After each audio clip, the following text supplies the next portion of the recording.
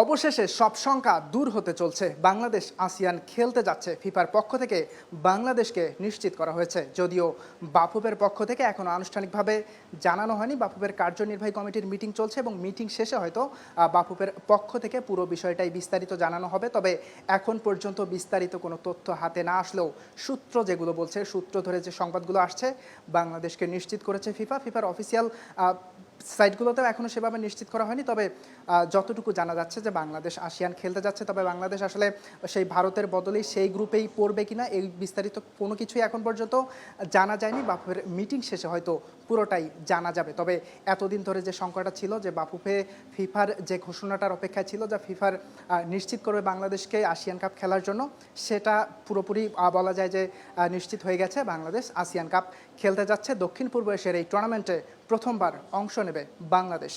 ইয়াসির আরাফাত, সবুজ, star play.